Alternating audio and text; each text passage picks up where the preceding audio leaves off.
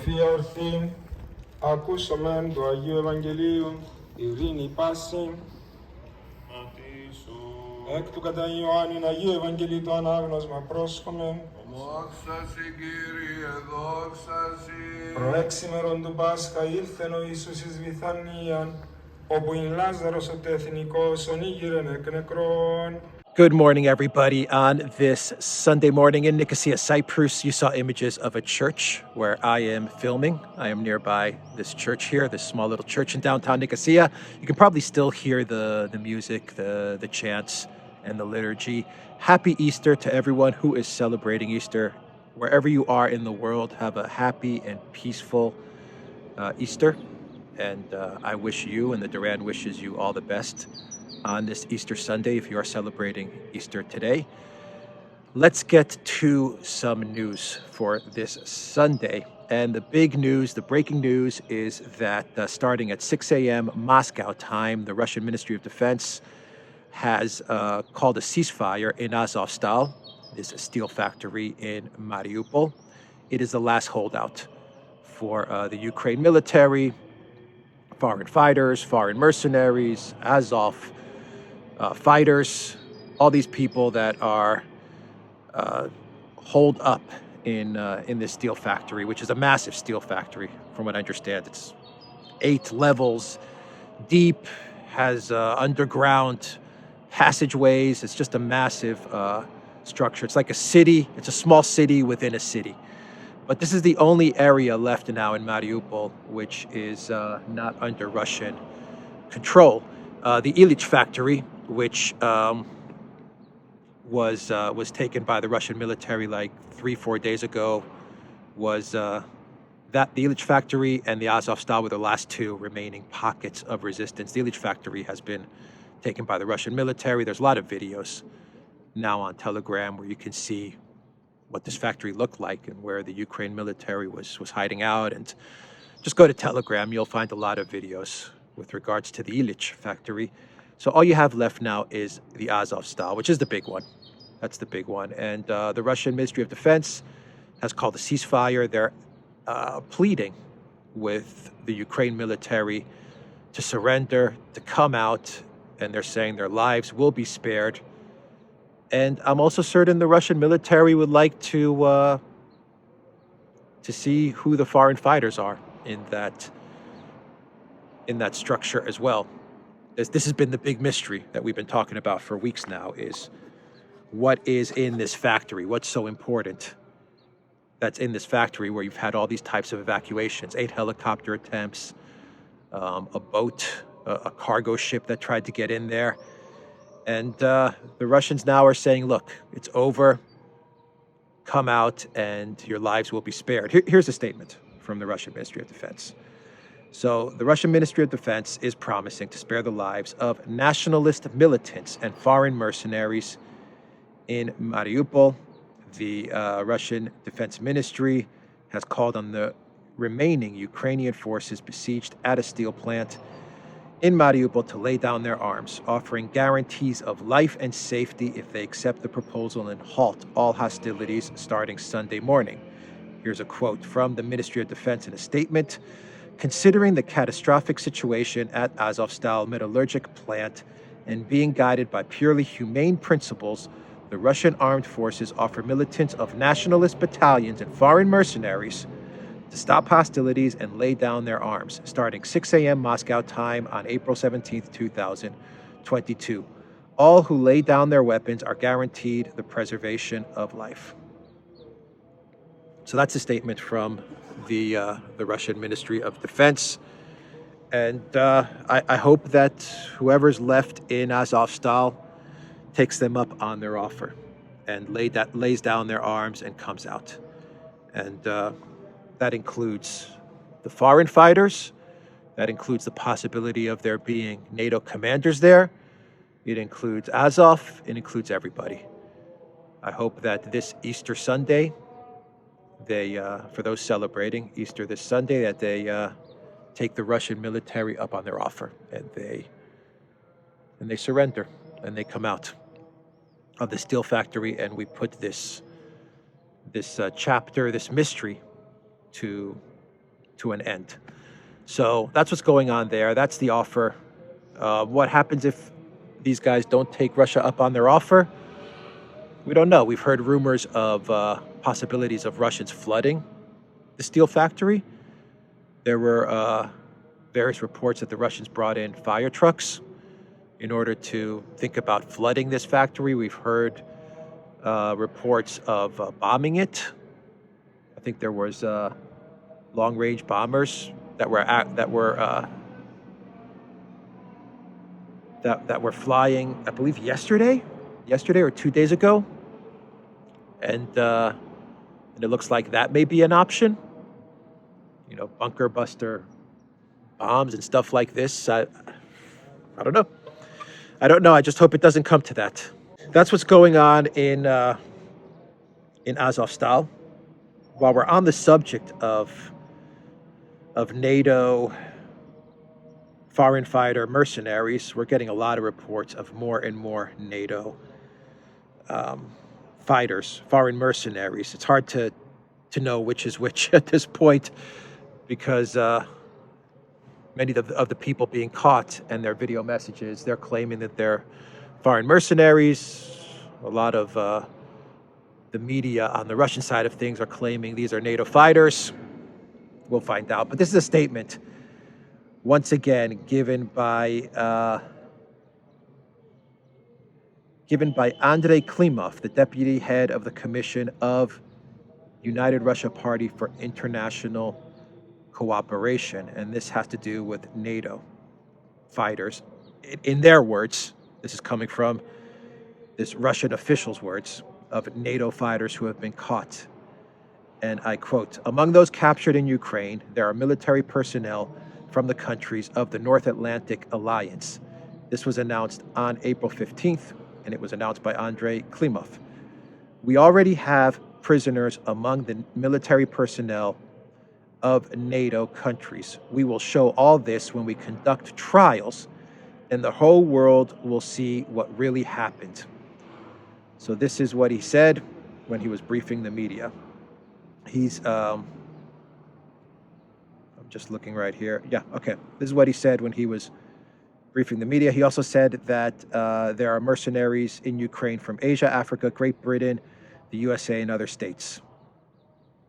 Klimov also said, and this is the bad part for these fighters caught, the mercenaries at least, he said that mercenaries are not military personnel and they are not subject to international law.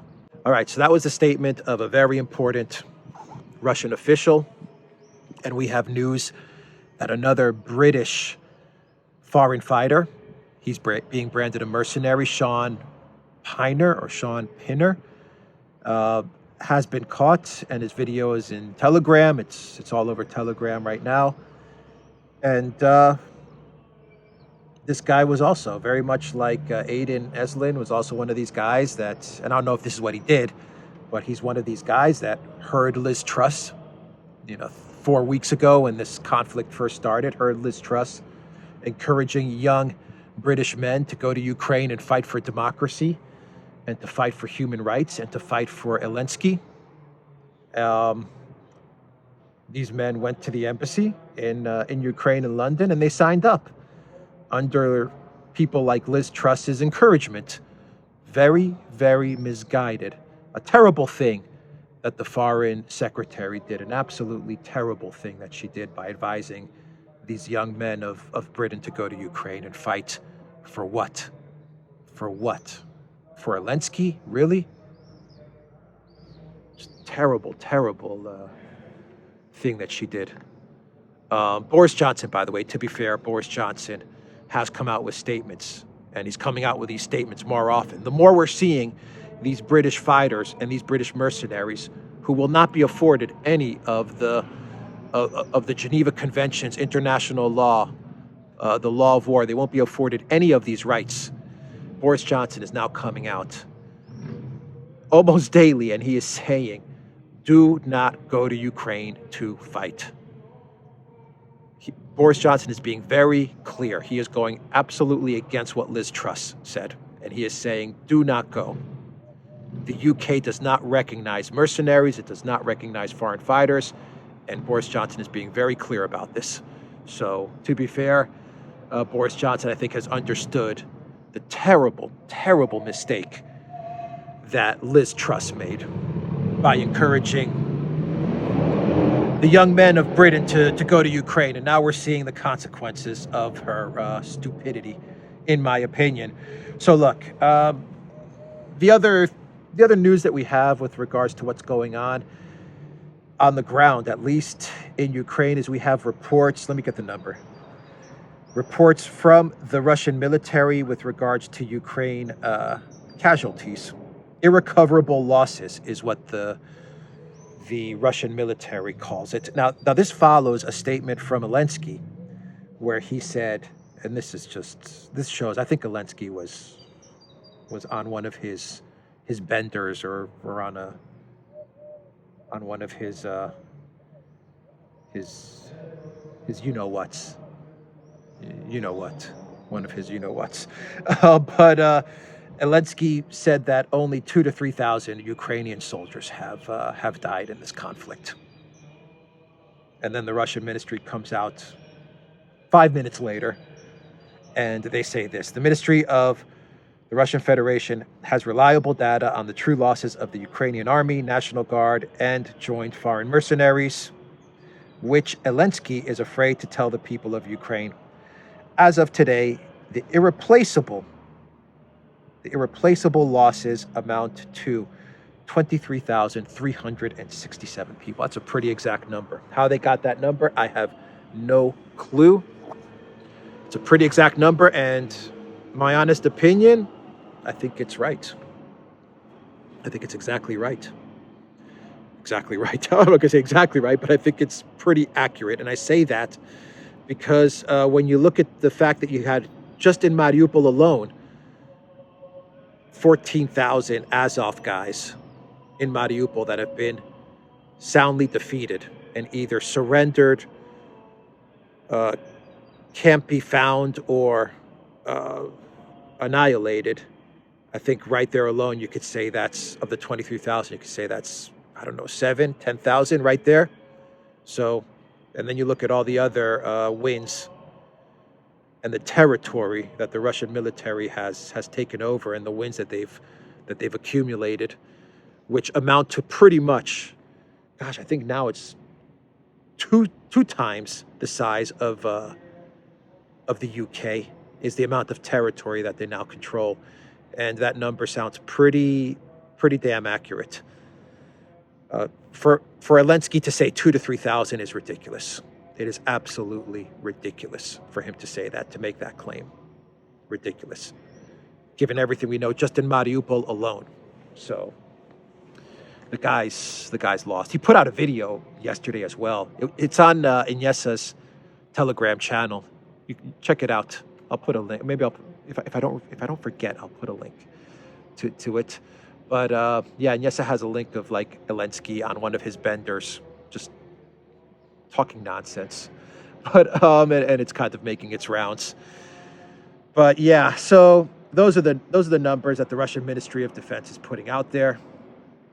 And given what we know now in the Donbass and the amount of Ukraine military that's stuck in Donbass in East Ukraine, and the battle that's about to happen, that number is going to really go up, because from what I understand, the Russians are really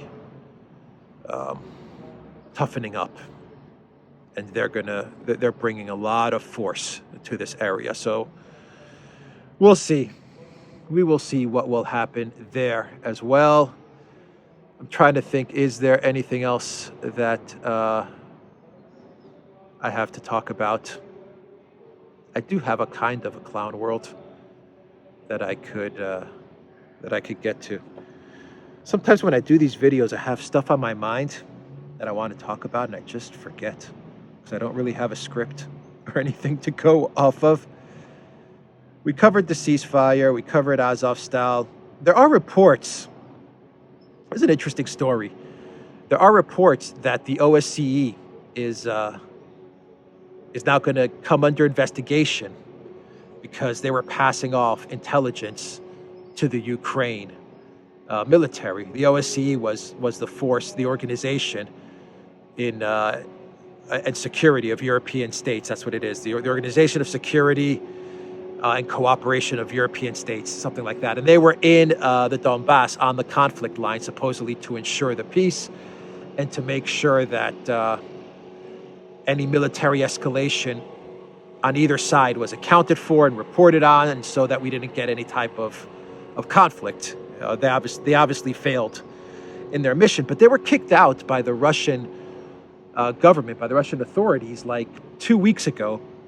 And a lot of people were wondering why are the Russian authorities kicking the OSCE out? I thought these guys were there to at least account for various atrocities or various military activity and report on it. Well, I think we now know why the Russian government kicked them out of the Donbass area, and it has to do with the fact that there are a lot of reports, and now there's going to apparently be prosecution that's going to be brought up against the OSCE.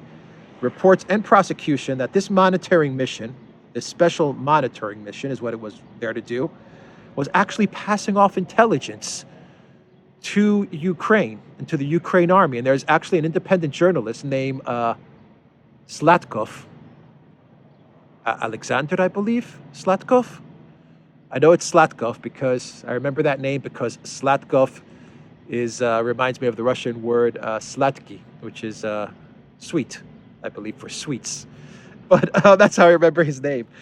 But yeah, he did an investigation into the area when the OSCE cleared out, when it was kicked out, when it left, when it was kicked out, and he found all kinds of equipment, which in his reporting shows that the OSCE was actually monitoring the activity of the Donbass military and passing off their positions to the Ukraine militia so they could effectively attack the Donbass militia. This is during a time of peace. Supposedly this is during the time when there was this stalemate and there was this contact line, and he's gotten this equipment, and supposedly he's had experts go through this computer. I'm going to try to find that video and put it up for you guys. Once again, I think it is on Inessa's channel. So let me find that video for sure so you guys can see it. It's about 8 minutes long. I don't have any opinion one way or another. The reason I bring this up is because it does explain why the OSCE was kicked out of this area and why they left this area. And now I remember the last bit of information that I want to get to everybody, which is that there are credible reports that Kherson is now preparing a referendum. And they're looking to break away from Ukraine, and they're going to be called the Kherson's People's Republic, or the People's Republic of Kherson. I've been reporting on this for 2 weeks now, and I've been saying flags are going up in Kherson. There has been no Ukraine liberation of Kherson like they were reporting about 2 weeks. Whatever they've tried to do as far as trying to liberate Kherson, a counterattack didn't even get started before it was stopped. Let me put it to you that way, because the Ukraine military has no ability to mount an effective counteroffensive. They can get tactical wins, but they can't mount a coherent, organized counteroffensive against the Russian military at this point.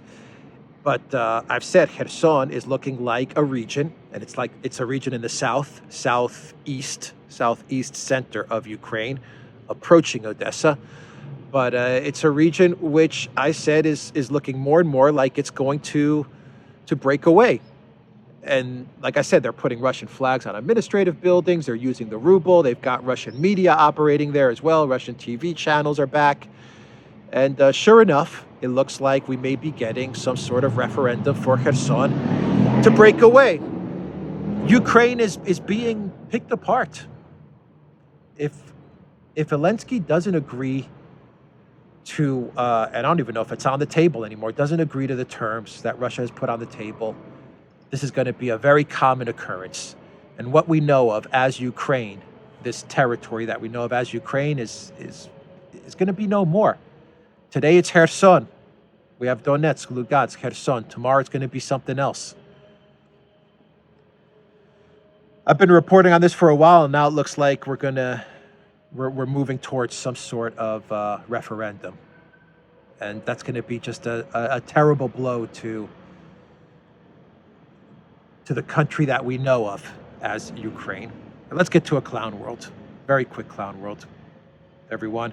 And this was sent to me, I believe it was sent to me on the locals community, either locals community or the Telegram. The Telegram community member sent this to me. A Spanish village has changed its name to Ukraine in a show of solidarity. So the article here says that a peaceful white-walled village in southern Spain has changed its name to Ukraine in solidarity with those caught up in the conflict. A conflict which is more than 4,000 kilometers away. On a sign at a roundabout at the village entrance, Ukraine has replaced Fuentes de Andalucía, and the country's blue and yellow flag has been painted alongside. Streets have been renamed to City of Kiev, Odessa, and Mariupol. In the village of more than 7,100 inhabitants east of Seville. Quote, the main objective is to raise awareness about the conflict in Ukraine, but also about where countries are at war in current times, says Francisco Martinez, is what he told Reuters, as he stood in the city of Kiev street. I guess he's like the mayor of this town, Francisco Martinez. Anyway, that's the clown world. We've got cities changing their names now as well. I don't think this is going to be a permanent change. It's probably temporary. But if it is to raise awareness about what's happening in Ukraine, it's not so bad, I guess. You know, if it's a temporary thing, that's okay. Awareness as to what's going on around the world is good. That's a good thing, I guess. But it still makes our Clown World segment. Anyway, that is the video, everybody. And I think the liturgy has also ended as well. So I will end this video there. The Duran.locals.com. Check Alexander's videos. Look for the Duran's videos as well. Take care.